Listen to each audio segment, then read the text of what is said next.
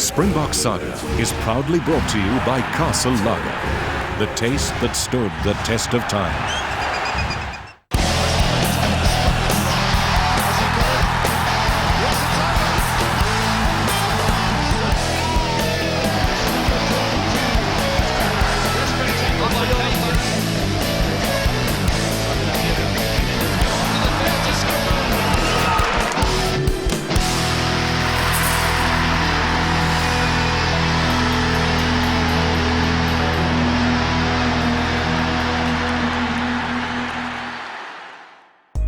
Welcome to the Springbok Saga. In this episode, we look at the year 2007, a veritable annus mirabilis for Springbok rugby.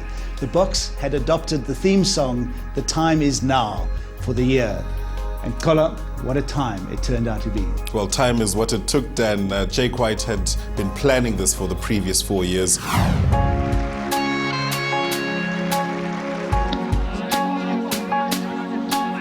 My philosophy probably is that, the three words that come to mind is preparation, preparation, preparation. I think that if you prepare properly, then everything falls into place.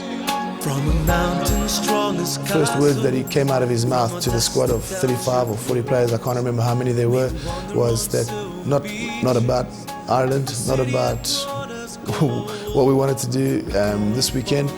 And he just said, guys, we're going to win the World Cup in 2007.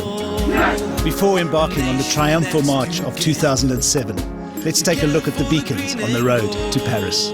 If you look at the team he put out for the very first time, 6 of the forwards would end up playing in the 2007 Rugby World Cup final. So you can already see that Jake knew what he was doing. 5 of the tight forwards, they were all there. Oosterhuis had been brought back. Gelukkig dink ek het Jake my die kans gegee, hy het my vertroue in my gestel. Victor Matfield, Bakkies Botha were there, Skalkberger was there, and then also in that test match, he gave Fourie du Preez his first cap. So 7 of the players who 4 years later would win the World Cup were present in Jake White's very first 15. He had his team together. He knew pretty much what his battle plan going into the World Cup would be. That's it! The South African side have won the 2004 Tri-Nations. We didn't know it at the time, but Jake White clearly had a long-term plan. In this test match, his second, Percy Montgomery was in the team. He'd brought Percy Montgomery back from Newport in Wales because he'd identified that to win rugby test matches, you need a dead solid goal kicker. He asked me to come back and I started laughing at him. Actually, my wife was with me. And then he sort of tried to explain to me the core group of players and from the beginning. And, he stuck to his players. Late in the test match, Brian Habana came onto the field. And unbelievably, I think Brian Habana, the very first touch of the ball down the left-hand touchline, he scores a try. Ambitious thing that you're trying to achieve your whole life, that you run out to the park with 21 of your best mates wearing a jersey that's so historic and has got so much pride and tradition in it. Bring the World Cup home. Performances of 2005 vindicated the victory of 2004. Those 2 years, I think, brought us credits and allowed us to get through the very difficult year of 2006.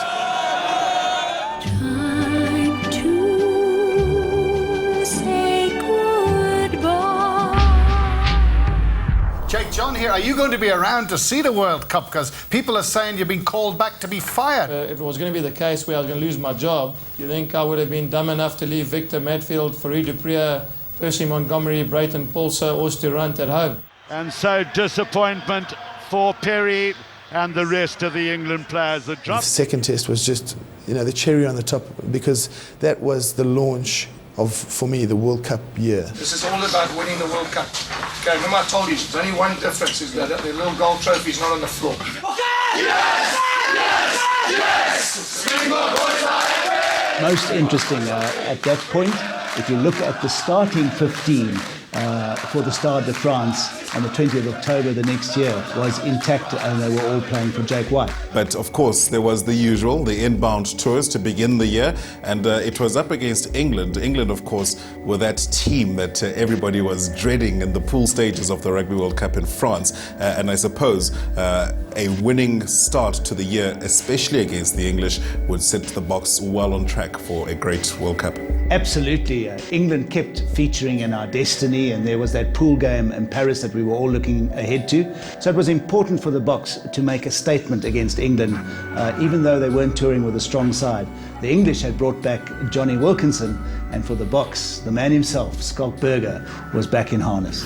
Springbok coach Jake White has chosen the entire Sharks front row to start against England on Saturday.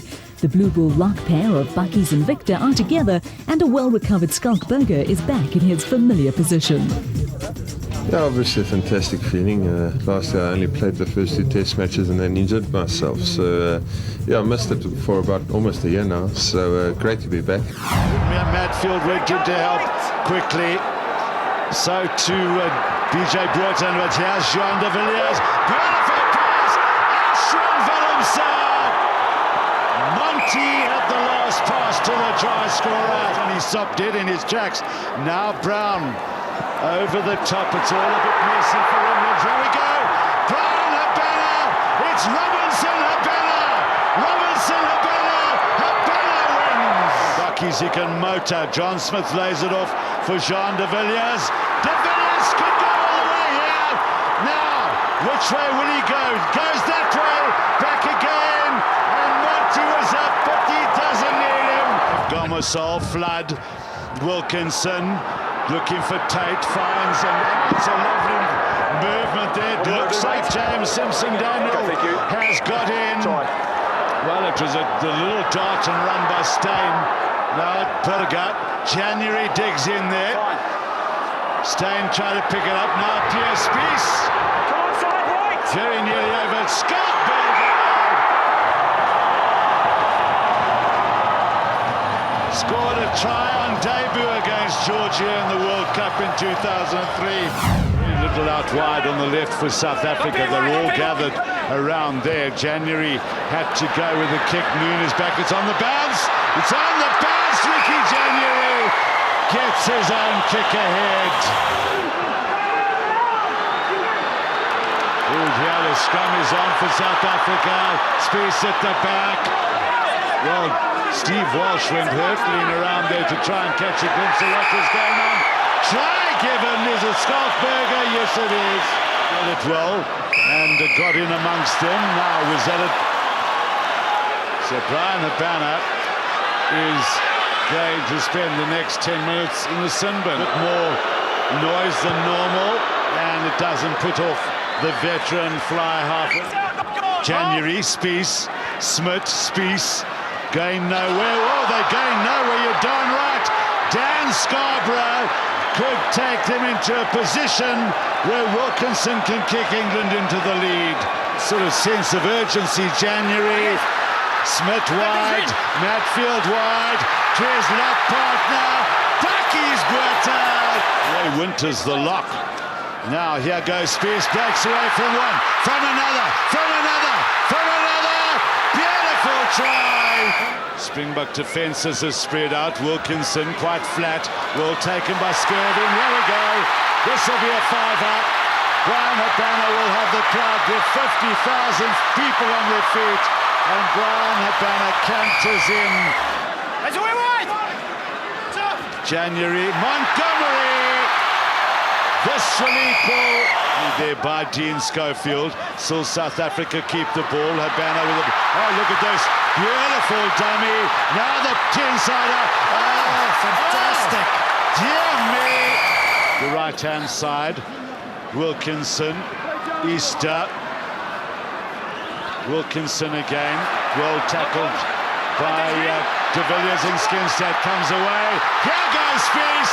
Try number 2 for the Springbok flyer from the number 8 position. Zola Yeye is delighted. As a team to play against, they teach you what you need to know, and you teach it quickly, and they're harsh lessons, but as a team, if we're willing to take those on board, we can they'll bear fruit for us, and they'll stand us in good stead for 3 or 4 months down the line. Very satisfactory for the Springboks, Dan, scoring more than 50 points in both tests, regardless of the strength of the England team, because let's face it, they can't really field too weak in the team. Was really, really good for the Boks going into the World Cup. But of course, there was the small matter of Samoa in between. Yeah, and obviously it's all about the World Cup in 2007. So as statements go, you can't make them any stronger than really smashing England. And then came Samoa, a game that was quite interesting in many ways. It included the controversial selection of Luke Watson. It's a great opportunity to have the experience of donning the green and gold. But for myself personally, it's going to be a very happy day and joyous day for me.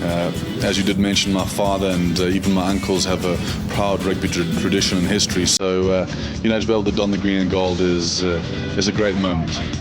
Bob Skinstad reappeared in the starting lineup, and Jake White, still searching for a fly half, gave Derek Hougaard another chance to prove himself. I've always been honest with Jake, and he's always been honest with me, and that's one of the things I really appreciated about him making time to see me. I said, listen, I want no favours.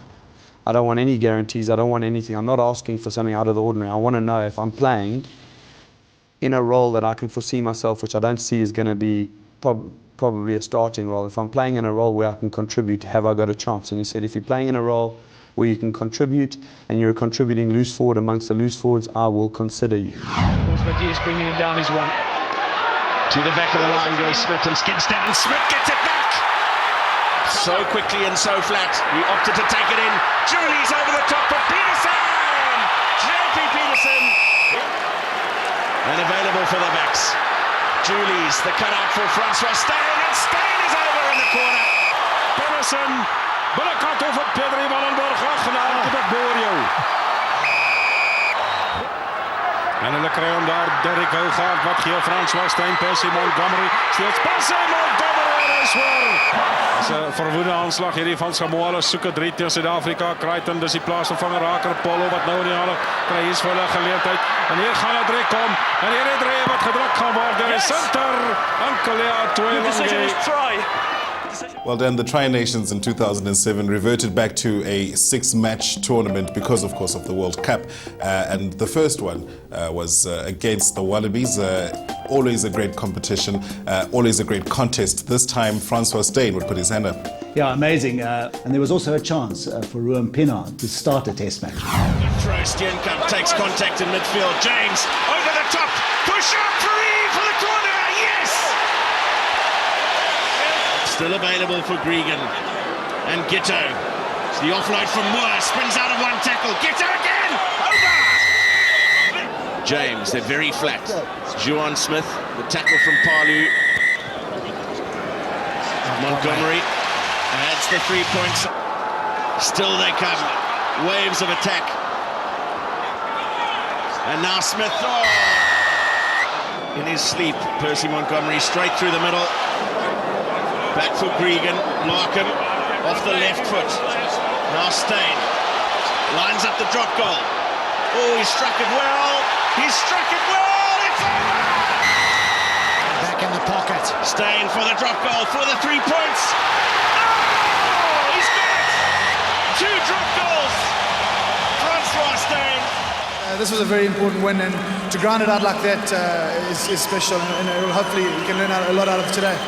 Well, it was on the road again from Cape Town to Durban this time around to meet the All Blacks in their second Tri-Nations match. And Jake White had been talking about this test match as a possible dress rehearsal for what may occur in the Rugby World Cup final. A significant test match in very many ways. The Boks did very well but faded at the end.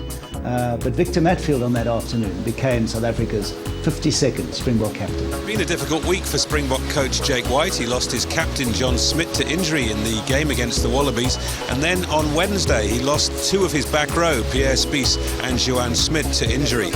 Victor Matfield led the Springboks for 70 minutes after John Smit was forced to leave the field against the Wallabies, but this will be his first game as the starting captain. So I think it's maybe a bit long time for a lock to do it, so that's great.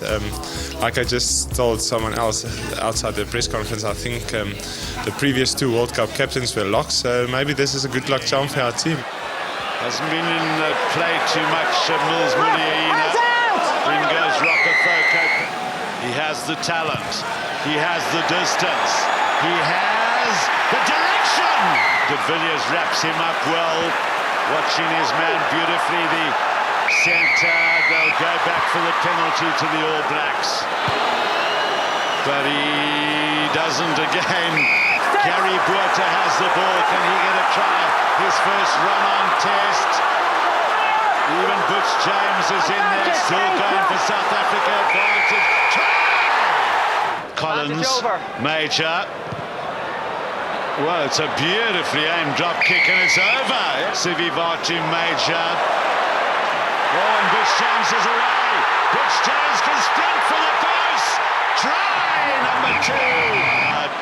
It's Sivivatu. It's a good ball if they can get it quickly. And good try. Yes, the try. Hurricane Tony Rousseau goes in. McCall.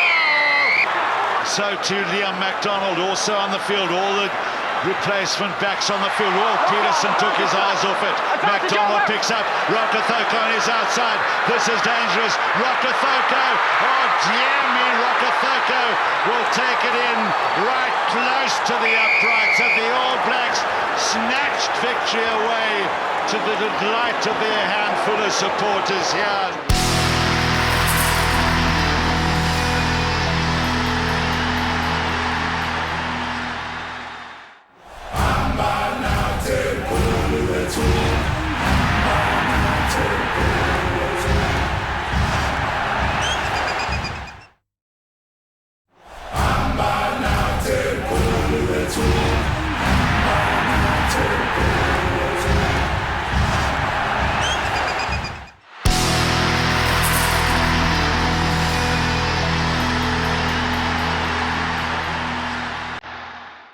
Although it had been a solid start to the year, controversy never far away, Dan, and it had begun with the All Blacks choosing to rest their All Blacks for the first 7 weeks of the Super 14 in that season, and it had been met by a lot of criticism from the other two unions.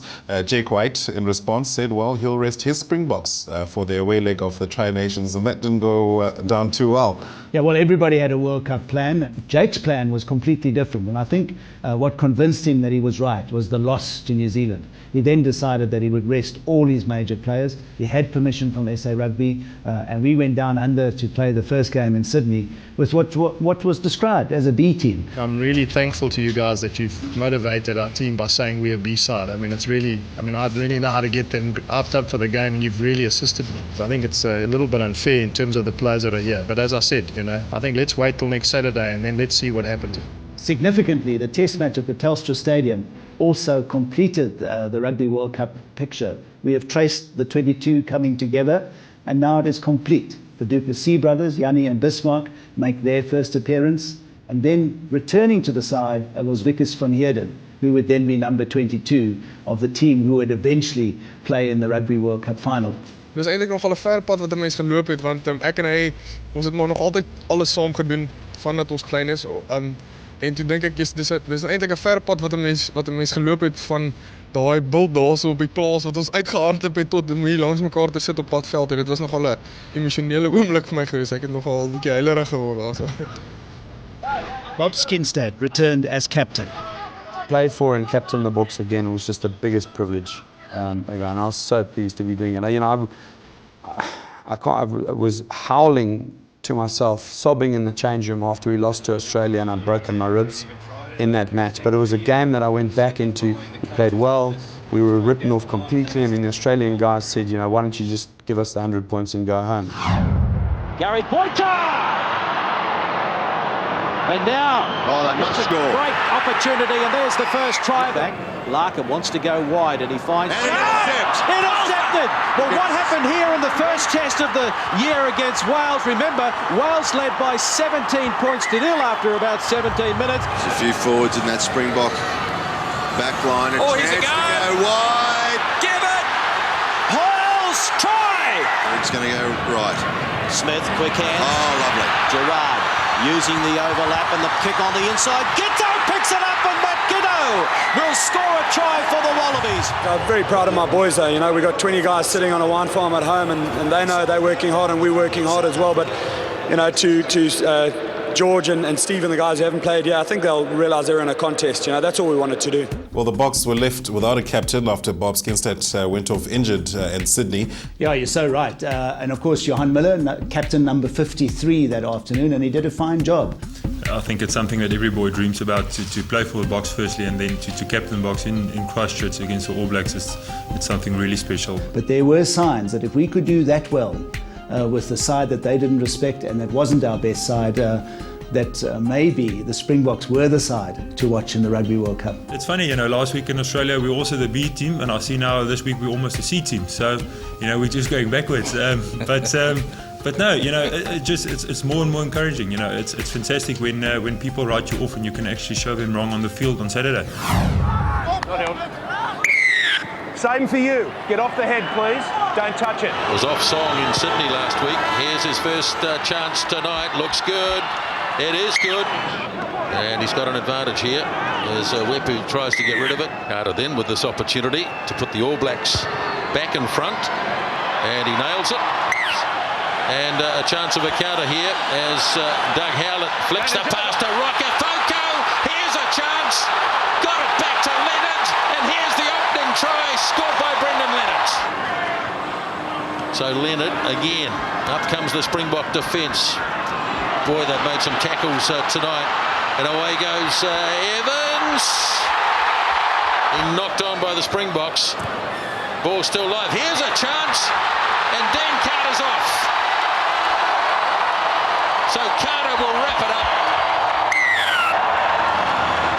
There's a lot of talk about who's here, but it's a real Springbok team, a real Springbok test tonight. And you know, we've been written off by everybody. Everybody said we're going to get 50 points last weekend, this week. You know, and we knew we could have won these two games. But yeah, at the end of the day, we're disappointed. We shall not surrender. Tonight, we conquer.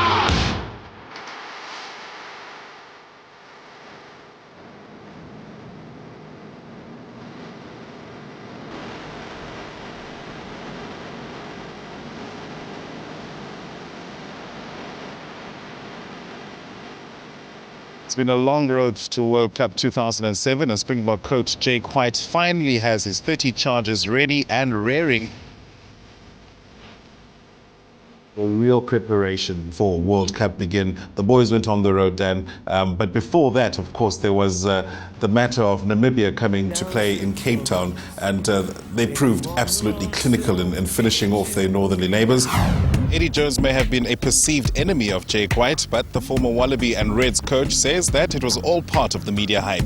But when he conveys the message of probably what we've been working on for 4 years, I can just see there's obviously a little bit more spark in the players. That guy's been there and done it, you know, and that makes it so much easier when you get a guy like him in to come and help. Keep the pressure, keep the pressure. Yeah, they've been really enthusiastic and really receptive and very professional. It's about just adding little bits and pieces here and there to what's already a very good game. One of the recent absentees in the Springbok squad is skipper John Smith, and Smith is back in action, fully fit and raring and ready to go for World Cup. Yeah, feeling very good. I think that 2 weeks staying back here, being able to rehab the hamstring and get some fitness in and get back on track has helped a huge amount. Wat 'n groot oomblik. Hy het nie geweet sy twee seuns is daar nie, Tian en JP. The test was to be Oosterrand's last on South African soil. Daar's die man. 93 al sy debuut gemaak vir Suid-Afrika. Wat 'n groot speler. Hy's weer beskikbaar vir Rede Pre. Butch James, goeie handkeer gee daar in die hande van Johan Smith van Jacques Cronje. Johan Smith gaan dwars deur hardloop. Pre met optel.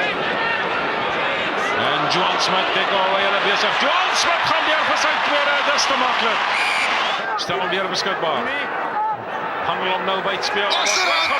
Oosterrand gepas. In sy laaste wedstryd op Nieuweland. Corrie de Pre wat nou gaan uithaal. Victor Matfield terug van Gary Botha.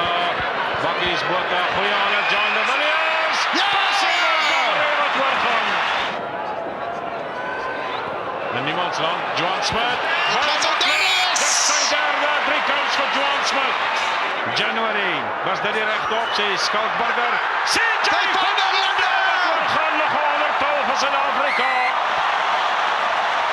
Nederlandse skare aanklop. Het is ongelooflijk om voor Suid-Afrikaanse skares te speel. My hele loopbaan sover was dit nog vir my altyd lekker geweest om geassosieer te word met Suid-Afrika, de Springbok te wees. Dankie vir al die jare se ondersteuning.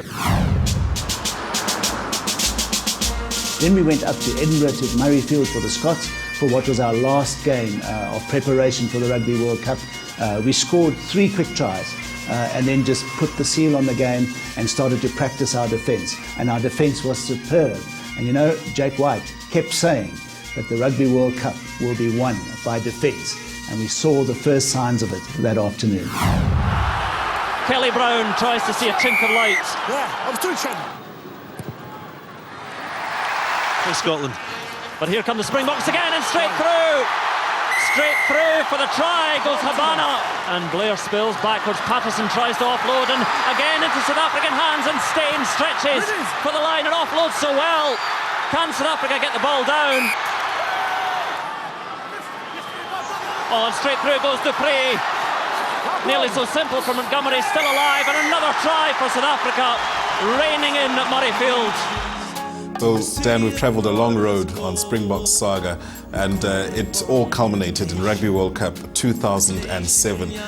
Finally, the time had arrived, and despite everything that had happened in the past, it almost seemed to have been erased due to the enormity of what lay ahead. The time is now, the time is here, for South Africa, the world should see. Raise your flags, shout out loud, the Springbok team will do us proud. For we showed the world we do this, Springbok power is alive.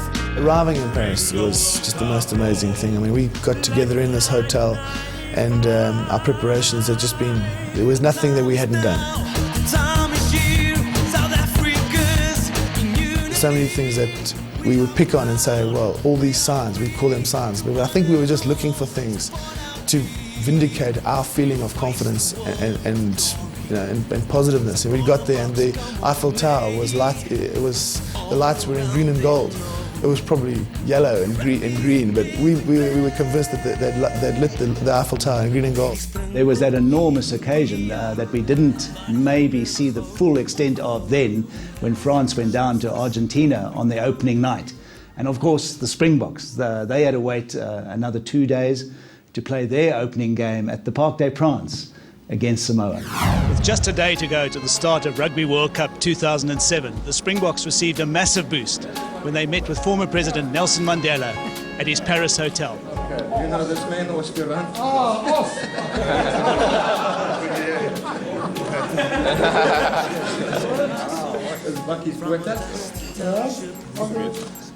I think, you know, the stars align themselves. It's amazing how he's in Paris, you know, as you saw, when he held the William Mobilis trophy. He's had it in his hands before. And I mean, the speech he gave, players all sitting around. I mean, what more do you want? I don't think we'd have to do too many team talks now. I think we could have just recorded that. I mean, I think it's a massive thing. I mean, for him to be there and show us, you know, how passionate he is about Springbok rugby and about the team and about World Cup. I mean, it's special. Sports is the best way to convey messages to those who do not understand our language. And sports speaks to everybody, even if he doesn't know our language. Dr. Sid Miller, chairman of the IRB, was also present to present Madiba with an award to recognise his contribution to the world of rugby. In '95 we were able to give him a specially created glass rugby ball with an inscription on it, just recognising and thanking him for what he'd done to unite the nation in 1995. A wonderful man. In 1995, Madiba wore Francois Pienaar's number 6 Springbok jersey, and the Boks are hoping that the luck will work again. We know you wore Francois' jersey, and you were very quick in those days. You were a flank, but we've moved you to the front row now, so you've become a hooker, and we would like you to please wear the number 2 jersey. It's an amazing experience. I think we've had a couple of meetings with Madiba, and he's always come to see us at really crucial times in our last 4 years and last 12 years, I think. You know, and for him to have taken the time out in Paris, where we all know he's 89 years old now, yet he can still make an hour for our team in Paris. It's just a huge energy for our side.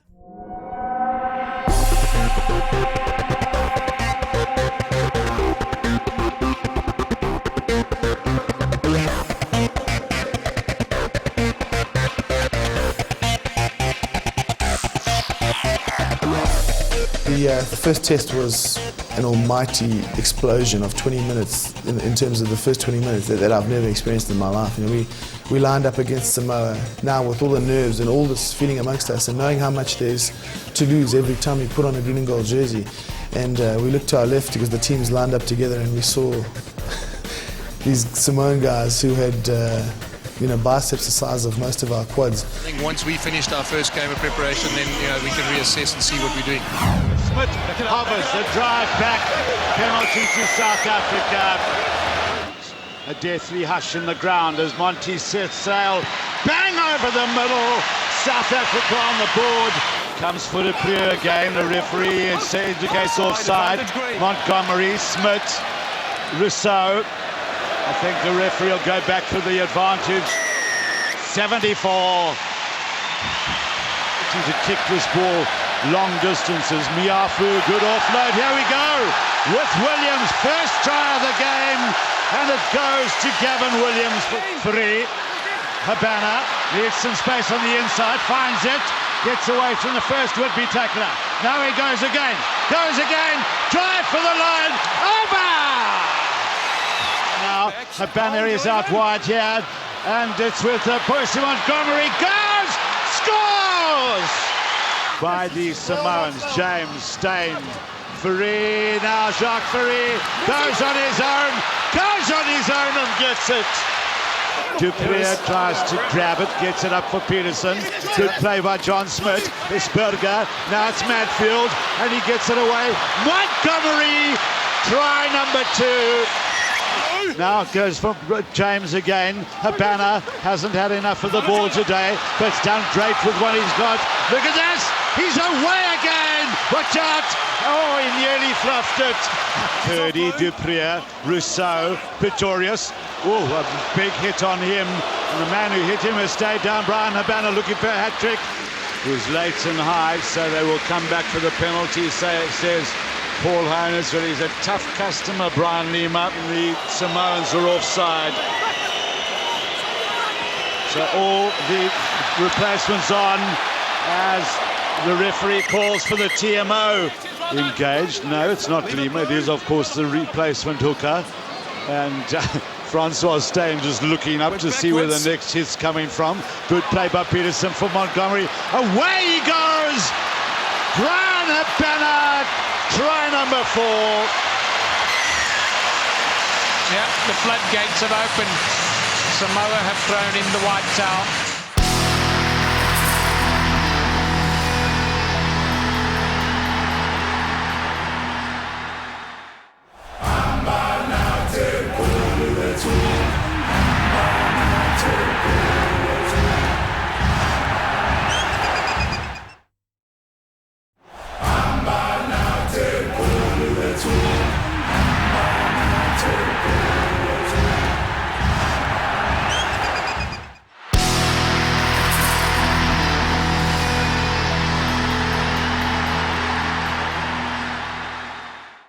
Danny spoke about the way things seem to repeat themselves, and this World Cup was no different to others. An injury to a key member of the Springbok side.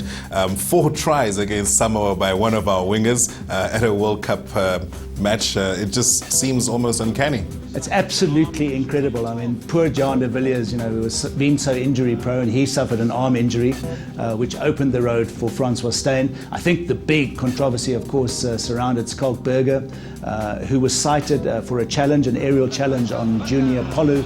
As if losing Pierre Spies and Jean de Villiers was not bad enough, the Springboks awoke on Wednesday to the shock news that Skalk Burger is out of the tournament for 4 weeks, banned because of a sighting. How confident are you your legal team can turn this around before Friday? Well, I don't think that, to be fair, I don't think they can before Friday. I mean, that would probably be a real blessing. But as I said, that's in their hands. They've got to go through the right procedures. They've got to speak to the right people. There's obviously an RB legal team that they will be dealing with, and I'll leave that in their capable hands. The Springboks received a tremendous boost ahead of their crucial Pool A game against England, when news filtered through that Skalkberger's 4-match suspension had been reduced to 2. And he's not considered one of the best players in the world for nothing. And when you've got a guy like that in your mix, you want to try and use him as many times as you can. And I'm sure if you ask the England players, they would love, nothing better to see him sitting in the stands as opposed to be playing against them. Team manager Zola Yeye has spent 2 days in the dock fighting with lawyers, and he was very pleased to return to the Springboks hotel and convey the good news. A huge sign of relief for us, because now it means that he'll miss the England game and equally so the Tonga game. So we'll have him for the quarters and the USA going forward. For me, just for all of us, it felt like someone was just trying to disrupt us in any way possible. The focus had always been on the test match against England, and that had been billed as the biggest pool match of the tournament, and it certainly was. 2 giants meeting. The English ready for the South Africans. Jake White had been preparing for years for this particular test match. The Springboks came out and just blew the England away, and probably one of the best performances ever under Jake White.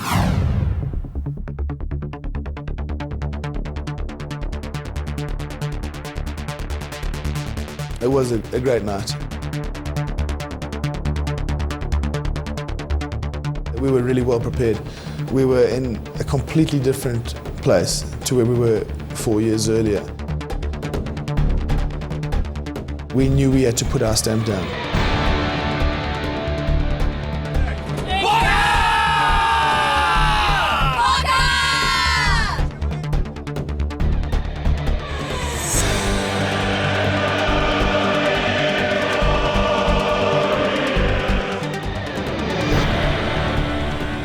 In our minds, we had known that no one has won a World Cup without winning their pool. There was just everything in our favour, and for me the trick was not to get the guys motivated, but to get them just focused on playing.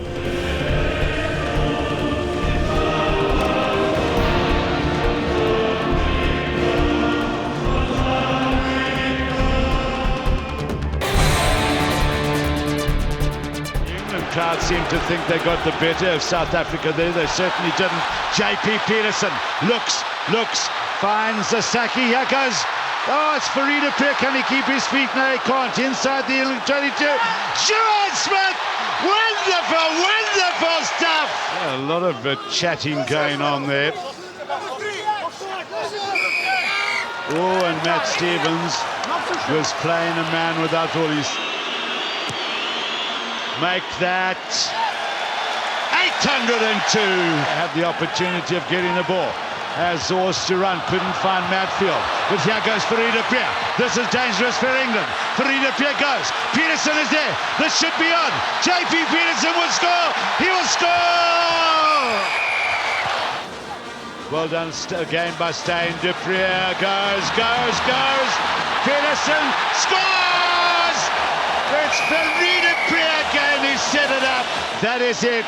Jake White will be a very, very happy man.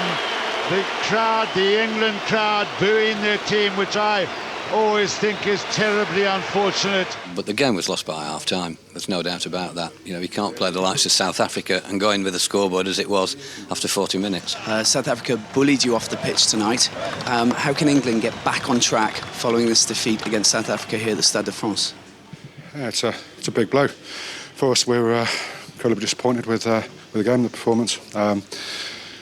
Early on, we just gave them opportunities to score, and they took them.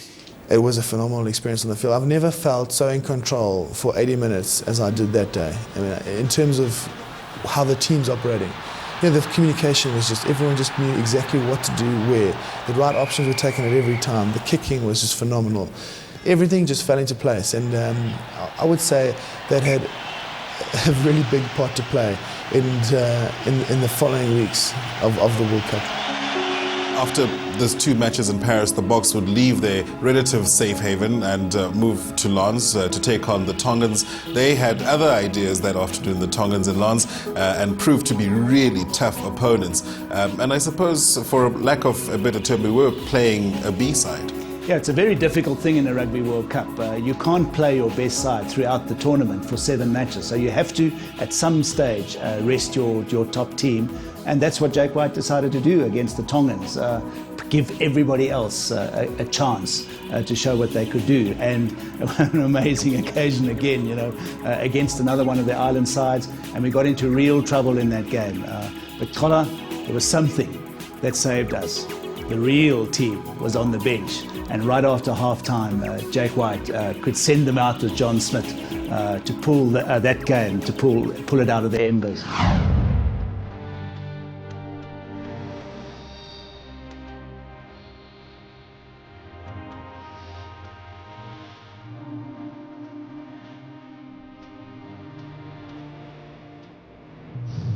We're going to beat you, South Africa. Watch out. It looks very good, I think. They really impressed me against England, and I hope they will reach far to the final and will challenge New Zealand in the final. South Africa will win this World Cup. Vandaag zitten ze 43-3 wen en die finale is onze All Blacks.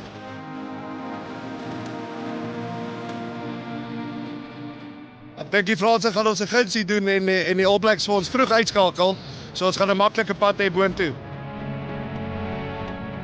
Ek dink die groot ding is die verdediging. Ons verdediging is baie goed en ek dink dit is wat ons dan die World Cup laat wen.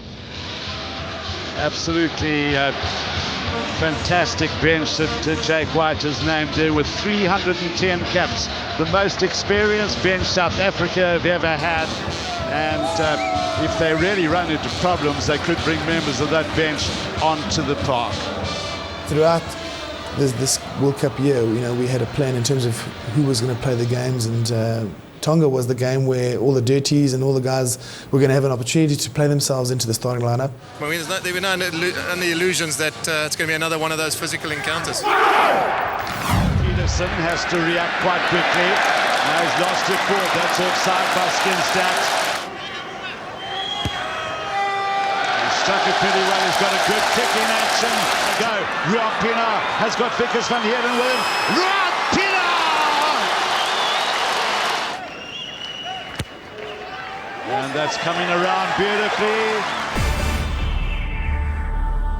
I sat on the bench watching this as a substitute and counting the points. And by the time we turned on halfway, we were under pressure. And I said to Jake, Jake, it's not that we're not playing, we're just not finishing. We've missed 25 points in the first half.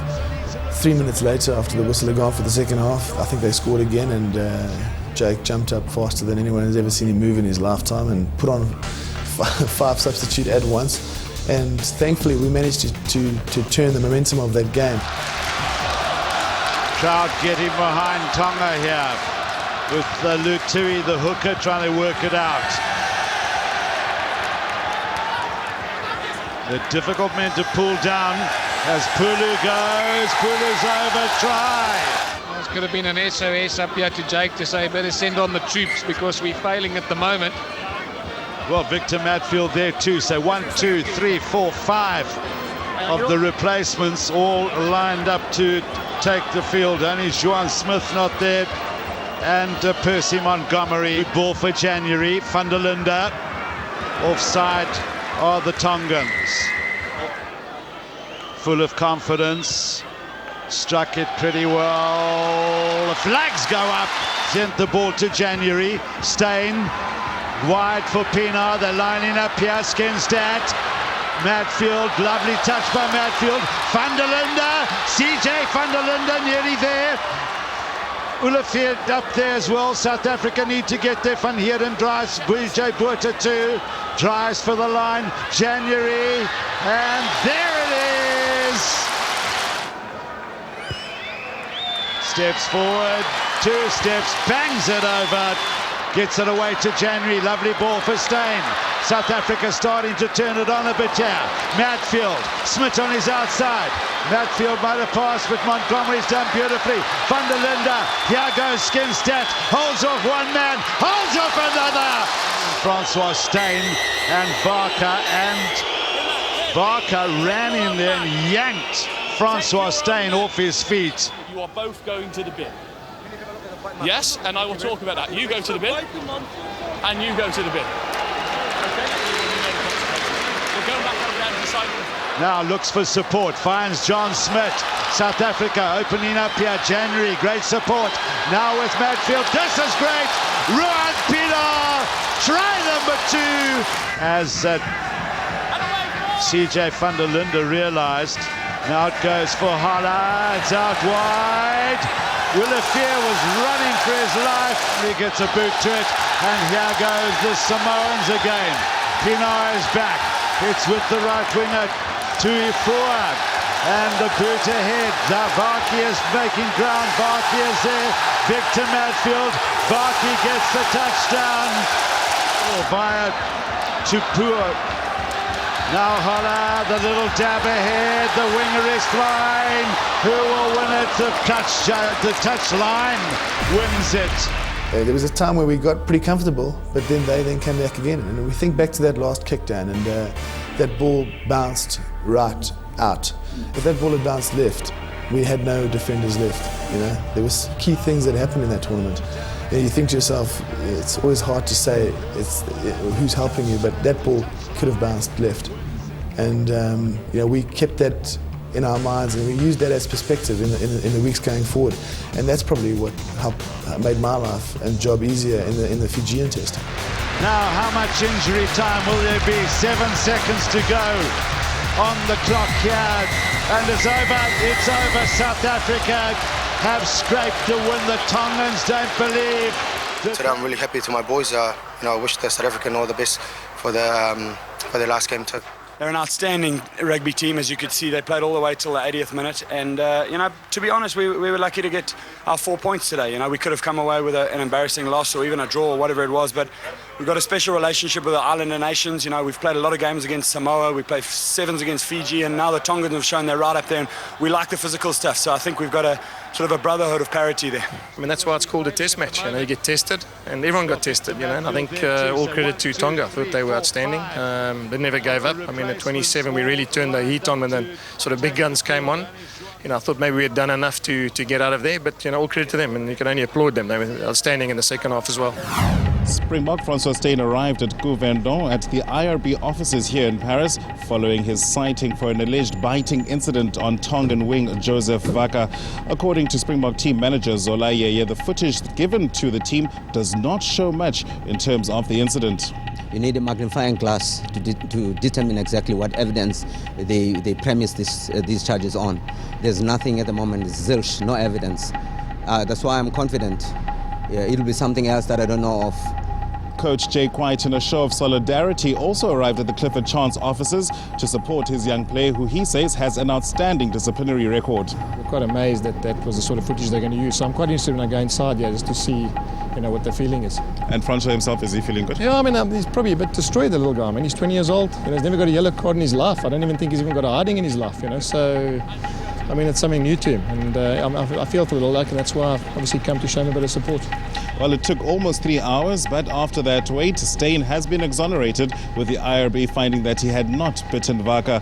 Following a Rugby World Cup 2007 judicial hearing, the judicial officer, Terry Willis, dismissed the citing complaint against South African player Francois Steyn. I'm a little bit disappointed because some guy can make a statement like that I bit him, and I'm just really happy that it's over now, because so the people can know out there that I'm not a dirty player and I play the game to be fair and to play it hard. The next match would see Skalkberger return as the Boks took on the US. Yeah, from the north of France down to the south to Montpellier to play the United States Eagles. A game that really shouldn't trouble the Springboks at all, and it didn't.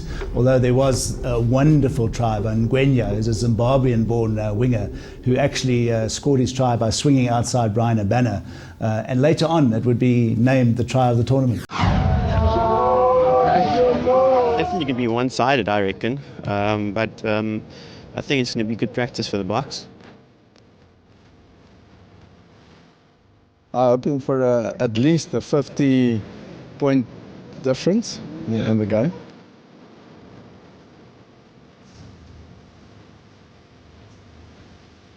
Hierdie bokke het laas verskrikking, jongen. Hulle gaan die manne plat vee vandag.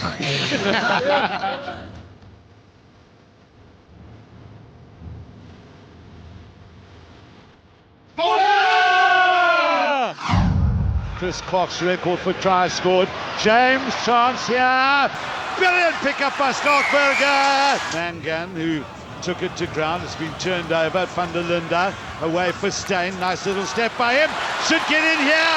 Francois Steyn. Couldn't take him down like a cleaver. Now it's James. It's on here. Montgomery. It's got to be. It is. To Parker. Also in his 50th test match. And Grenier can move. It's Habana and Grenier. Oh, and Grenier's left Habana.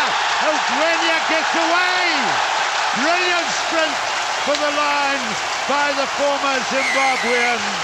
I'll always be the first one to give credit where credit is due. I think he did fantastically well, and the whole American team, from the turnover in their 22 to the way TK finished it was really, really special. I think hopefully we'll come up against each other sometime soon. I'm not going to give him the outside gap the next time we come up against each other.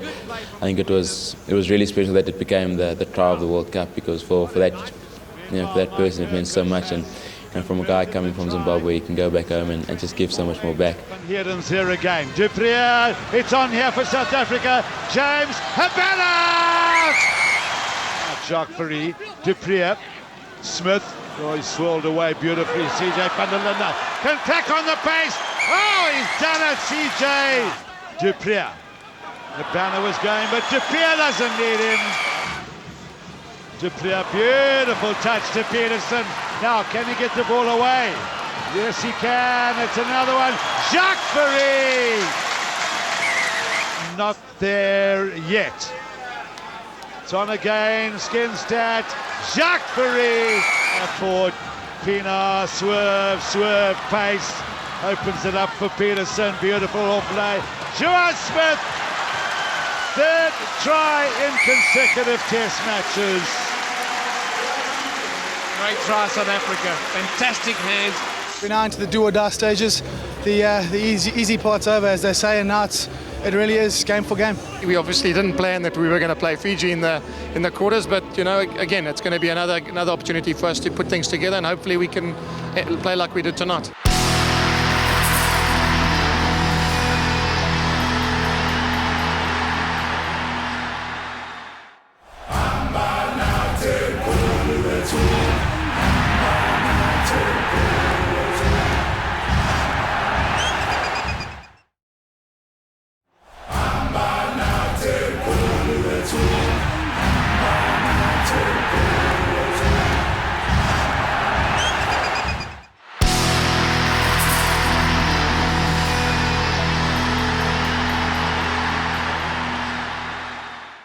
It was the business end of the tournament now, through to the quarterfinal stage, and amazing the number of teams that had fallen by the wayside after quarterfinals.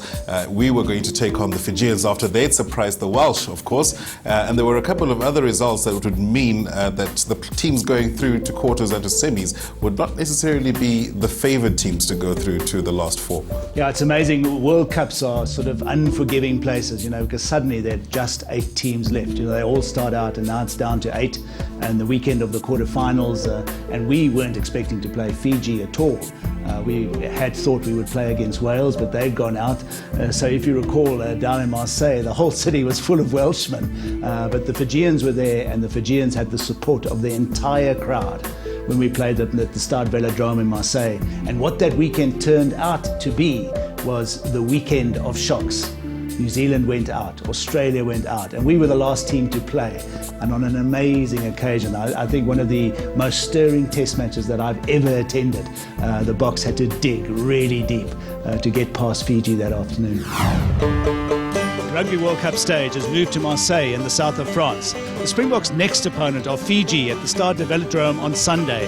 I think back 4 years ago, Dan, we were sitting in a situation where we weren't quite weren't sure where we were. We were playing New Zealand in a quarter-final, and in that game, we really didn't have much of a chance, and we played badly, and they really were all over us from start to finish. We've got to make sure that we make the stars align for ourselves by playing well, and it doesn't really matter who we're playing, whether we're meeting Fiji this week, or Argentina, or Scotland next week, or France or New Zealand the next week, or Australia or England. It makes absolutely no difference. We've got to play well for 3 weeks in a row, like our lives depend on it. Especially in broken field, they're unbelievable, and so I think from our point of view, it's just to keep it a bit more tight this weekend and not make any errors, because if you make errors, they're going to make you pay. We've set ourselves goals and one was to get to this level, and we play better when we're happy, so we're trying to put them in an atmosphere that is just easy feeling and happiness, and they perform well that way rather than closing them in and be on the eye.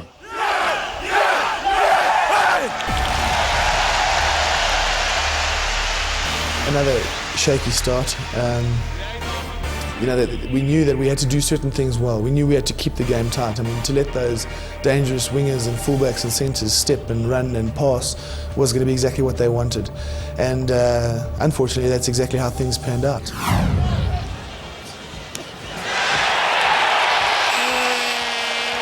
Straight, but this time, once again, goes to Rawanga. Little chip kick, and that goes straight through the uprights. Not quite sure where that ball is going to end up next. It's a try. Oh, and it unfortunately slipped in. Habana, they don't want... Oh, the penalty to Fiji. It's a little step, stroke, and over it goes. Referee still with his arm out. Dupria, this should be a try here. Matfield holds on until Peterson arrives. Try number 3 for South Africa today, JP. Out wide for Mandela Sal. Oh, look at the pace of the man now. Will the ball win? Will he win?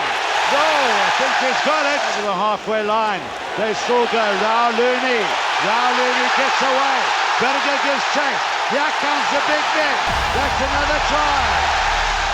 20 with 20 minutes to go, and at that stage I wasn't in a state of panic, but I knew that things can go wrong. This is a playoff game. There's no more chances. And we got, after that try, luckily it was a kick in the corner, and the guy took his time about it. I think it was Jeremiah Bai, took his time taking the kick, and I got the guys together, and I really said, look, it's 20-all. You've come all this way. You spent all this time. You've been criticised in 2006. You've been dropped. You've made the team again. Here you stand in the starting lineup that wants to go to the World Cup final and win it.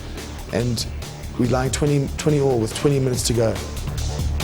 And it's amazing how all of a sudden, you can see, because you talk and the eyes are down here and there and they're looking to see what the kicks can. And then all of a sudden, every single pair of eyes is coming onto you and realising what's at stake, and realising that they actually have to keep on playing rugby and keep on sticking to what we've done over the last 4 years. And there were a lot of other things that I mentioned in that little talk, but we seem to have quite a good reception to what I said, and the guys really just turned into a different team. The Fijians have to be careful. The rumble is on.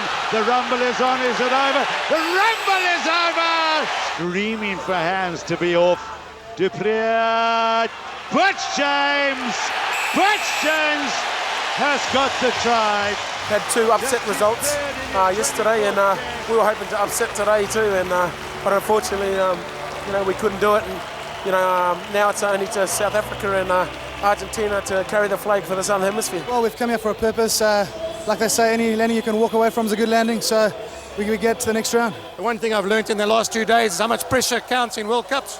And like dominoes, they continue to fall down to the last 4, Dan, and a surprising last 4 at that would see the exit of Australia, the exit of New Zealand, and the Springboks in a semi-final match against none other than the Pumas.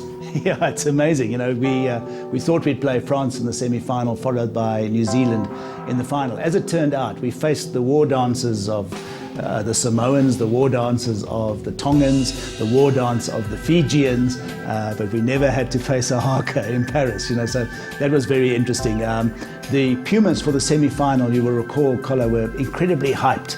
Everybody was very excited about how far they'd gone, and they came with a strange game plan that afternoon. I think they came to intent on unsettling the Springboks. It didn't work. Farid Priya got an interception try early on, and the Boks really won the semi-final very comfortably. And 2 for the record. Brian Urbana's 2 tries equaled the record of 8 for a Rugby World Cup tournament held by Jonah Longley. The performance of our team inspired South Africans from every walk of life to wear green jerseys, while many government ministers were on hand to support the Springboks. Even though we're here, we started doing other business. The only reason why we structured ourselves so that we do other business first, we wanted to spy for you. It's been a long journey for all of us to get here, and we have been watching you with admiration. In 1995, when we won, that's, as you could remember, was one of the best moments for South Africa, also from a nation-building point of view. But I think we're all hoping that there will be something to celebrate between France and South Africa at the end of the game. And guess what? If we win, the president is coming.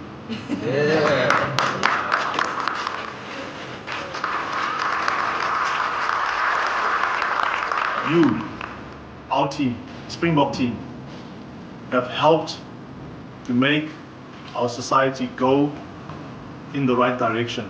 You've done something tremendous, guys, in 2007. The Springboks on Friday had their final hit-out at the Stade de France before naming their team to take on Argentina in their Rugby World Cup semi-finals on Sunday night. I think as the playoffs get further and further, the pressure becomes more and more. And I think we've seen last week with all 8 teams, playing not as well as they had in the tournament. So I think that's just pressure. That's the first time in the tournament where it's a do or die scenario. So in the semi-final, I think there'll be even more opportunities for a team to take stock, get together, refocus. It's certainly there's no one-way traffic in playoffs like this because of the pressure that both teams are under. Both teams have had a great run so far, and both teams are going to look forward to going through to the finals. It's jungle out there, and in the jungle the Puma should dominate the Springbok, But I think the reality is you're not playing in the jungle, playing at Stade de France. I mean, as history shown, the Springboks on the rugby fields have dominated the Puma. So we're just going to make sure that we continue that momentum. Argentina have reached the semi-finals of the Rugby World Cup for the first time in their history after a tough road. Coach Marcelo Lofreda's men have had to overcome the pool of death, beating the likes of France, Ireland and Scotland en route to the last 4. And according to Lofreda, their underdog status has been a blessing in disguise. We usually are underdogs, so we are maybe in this position we are better. It waking in the players a lot of mental toughness. We are really proud of being here. We are very thankful for Argentinian rugby and for world rugby to have been supporting us in the way they have in this World Cup. And again, we are very happy to be here and very proud of wearing the Argentinian jersey. Another team making history, having had their best World Cup. They were a team that were high in confidence, and then they were a team that posed a threat to the Springboks. We were pretty precise in how we analysed that team for the week, and we knew that we had to step up to the plate in terms of the scrum. We knew we had to capitalise on our strength in the line and try and suffocate them in terms of the possession that they had there, which we've been doing pretty well throughout the World Cup. The preparation thereof was just sublime, and the guys just knew exactly what to expect. And whatever we prepared for, the Argentinians brought to that game. We tried to slaughter the chicken, but the chicken got slaughtered by the English. So we're gonna eat the chicken 3 times. I'm a bit nervous, but still optimistic. Our boys have been playing well. This is our game, man. This is our game, man. We've had an easy one. We've had easy run to the final, and this is the easiest. Jacob Blue ons gaan wen. Una cosa que empieza con P. Puma!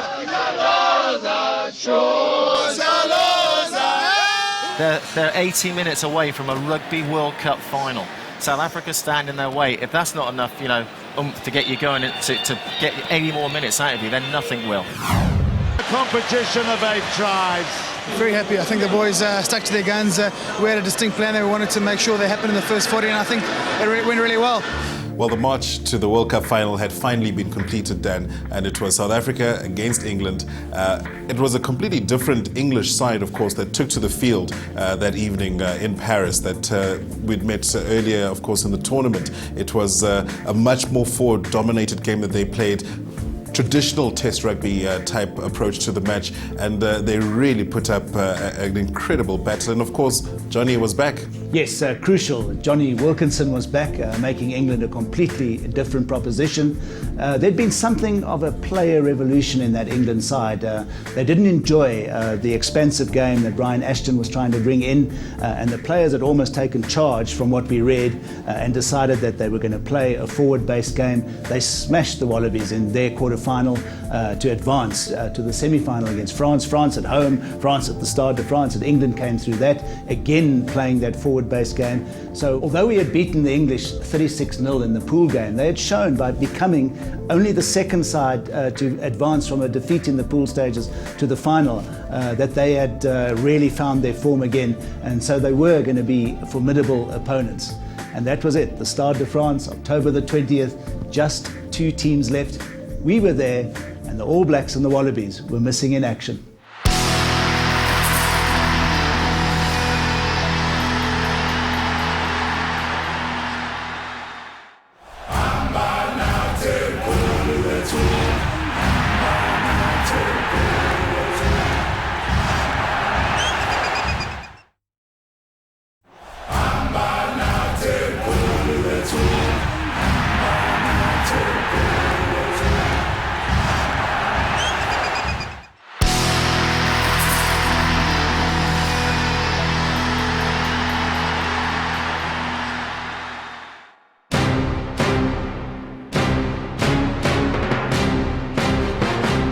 The first word that he came out of his mouth to the squad of 35 or 40 players, I can't remember how many there were, was, guys, we're going to win the World Cup in 2007. A lot of the guys, if not all of them, thought to themselves, is this egg on drugs?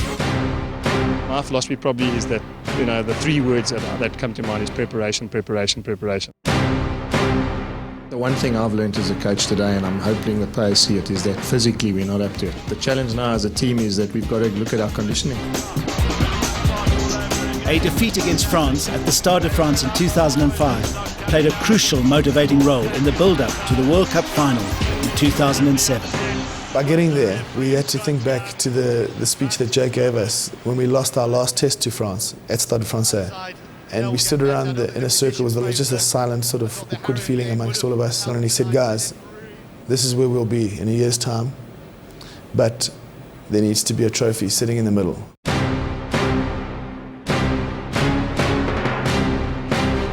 If it was going to be the case where I was going to lose my job, do you think I would have been dumb enough to leave Victor Matfield, Farid Dupree, Percy Montgomery, Brayton Paulser, or Sturant at home? Interestingly, Collar, at that point, if you look at the starting 15 for the Stade de France on the 20th of October the next year was intact, and they were all playing for Jake White. This is all about winning the World Cup. Okay, remember I told you, there's only one difference, is that the little gold trophy is not on the floor.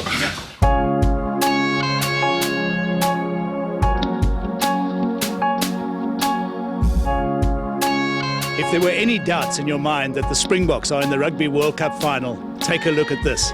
Jake White and John Smith faced the media scrum of scrums when the team was announced to take on England at the Stade de France on Saturday night. They can't even hear themselves think with all the cameras flashing. So, yeah, it's this certainly just dictates that we're in a different league, and this is certainly the pinnacle of what we've been doing for the last 4 years. I mean, it's unbelievable. Eddie told me the build-up to the final is going to be completely different, and he wasn't kidding. I think South Africa had a pretty good balance in the way they've approached things, being pragmatic coming out of their own half, and then when the opportunities arise in the opposition half, take them. 22 young men in green jerseys who will carry the hopes of a nation at the Stade de France on Saturday night. This is the last big moment. They received their jerseys, they posed for a picture, and there were some other famous faces who came to wish them well. You feel this sense of cohesion, of national unity, of togetherness among all our people, of standing together behind this team of theirs. I really want to say thank you very much for that. We came to collect the cup. You see, this is the crew of our aircraft. And we agreed as we were flying here last night that tonight, John, when match is over, we'll take the cup home with us. You'll find it when you arrive.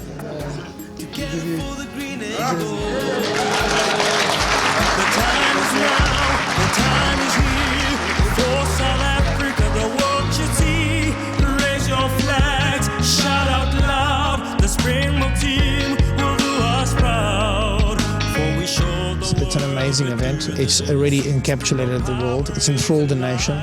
And it's a very special place to be. It's bloody exciting. The energy that we feel in France, of all places, from the South Africans, both here and back home, is just incredible. You know, some guys go to the Olympic Games to make the finals, you know, and run in the 100-meter final, and other guys go and get gold, you know. They leave to go to get gold. And I think this group of players left with one mind and one vision, and that was to win gold at the World Cups.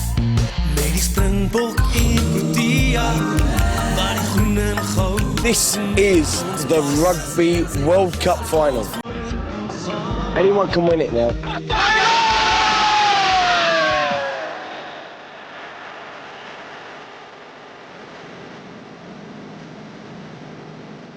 The challenge for me as a captain for that final game was that we'd beaten them 36-0 a couple of weeks prior.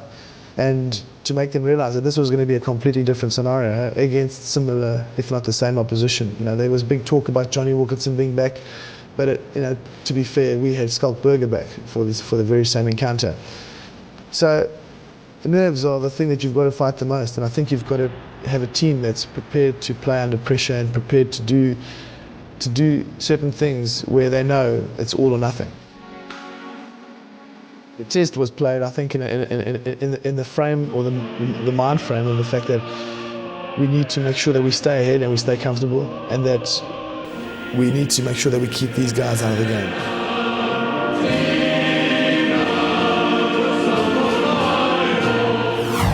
Here we go.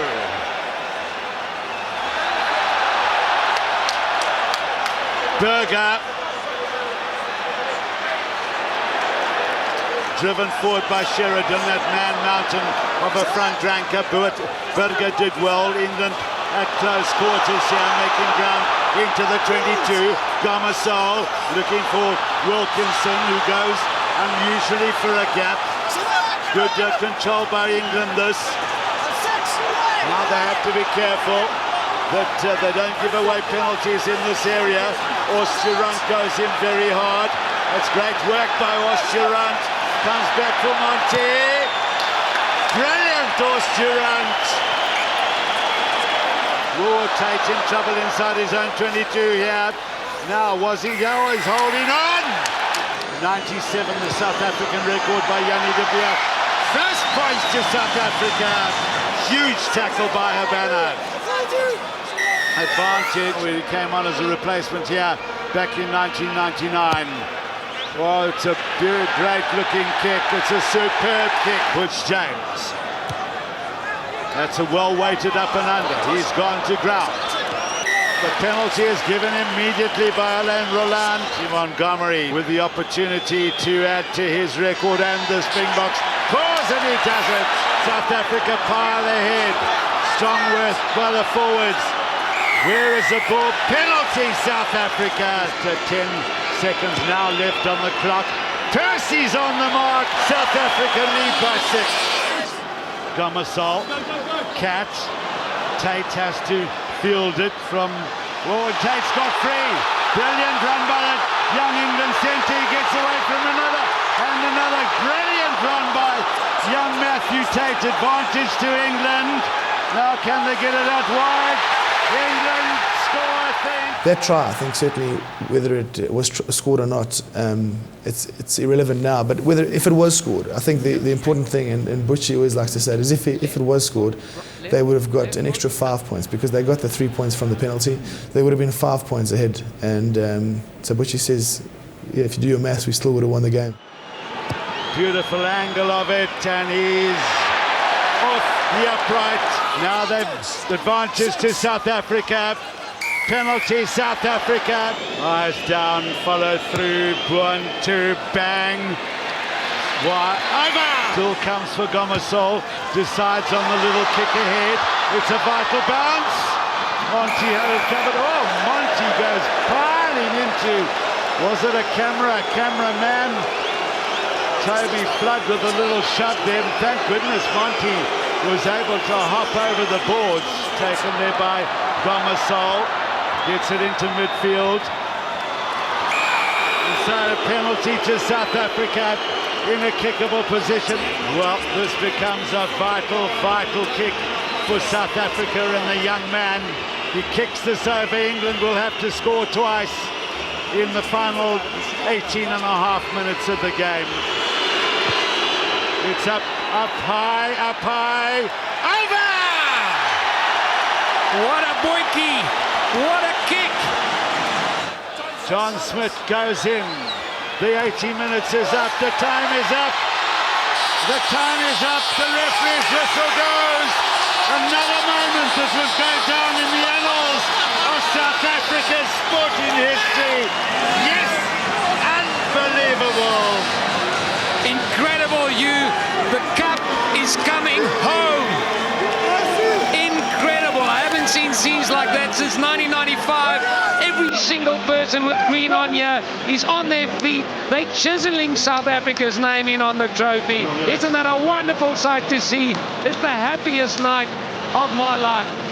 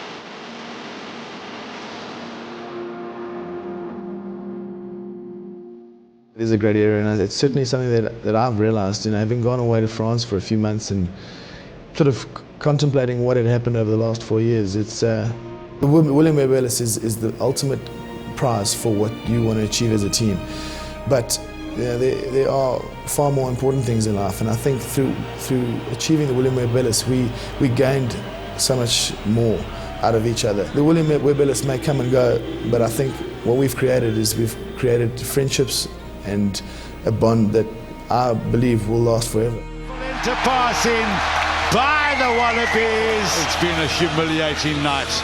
When I am down and oh my soul so weary, when troubles come and my heart burdened be, then I am still and wait here in the silence. No matter told you, there's only one difference, is that the little gold trophy is not on the floor. Yes. You raise me up so I can stand on mountains. You raise me up to walk on stormy seas. I am strong when I am on your shoulders. You raise me up to more than I can be.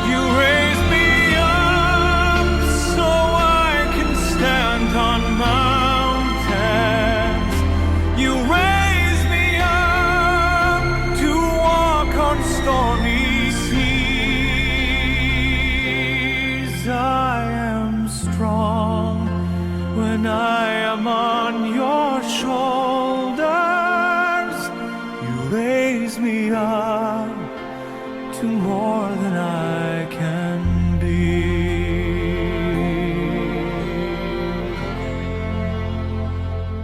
You raise me up so I can stand on mountains.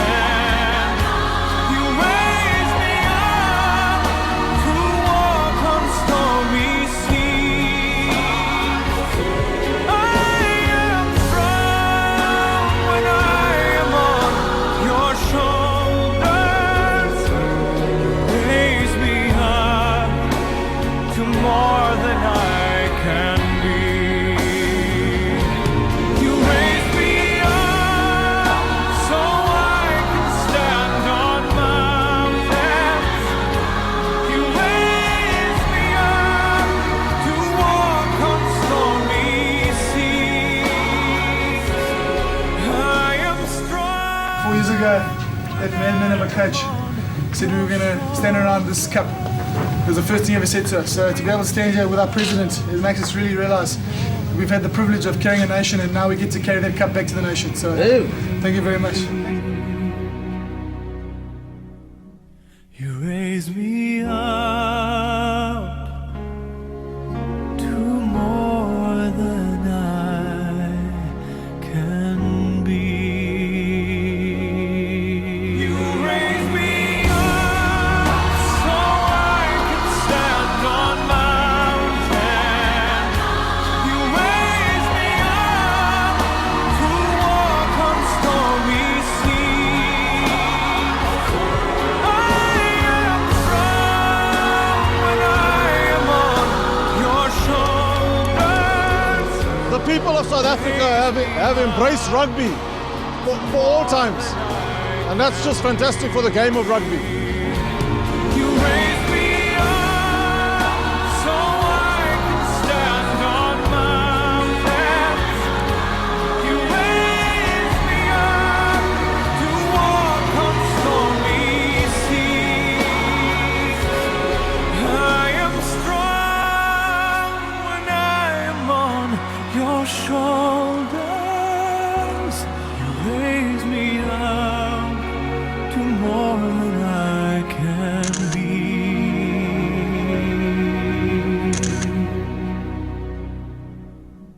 You raise me up to more than I can be.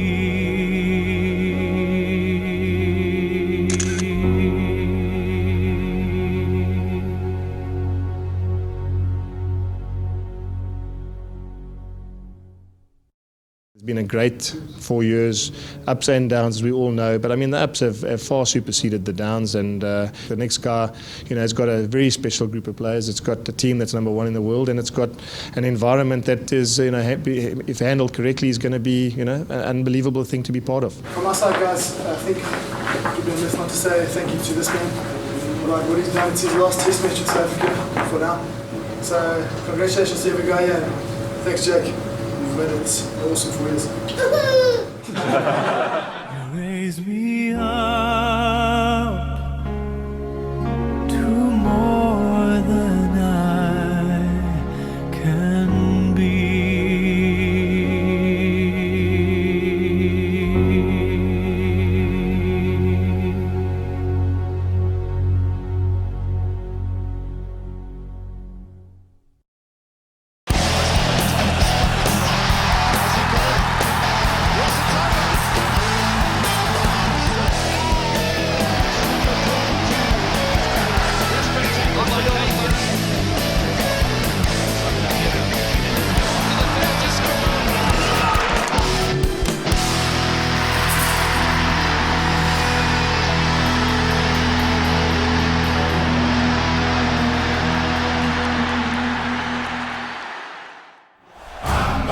This episode of Springbok Saga was brought to you by Castle Lager, the taste that stood the test of time.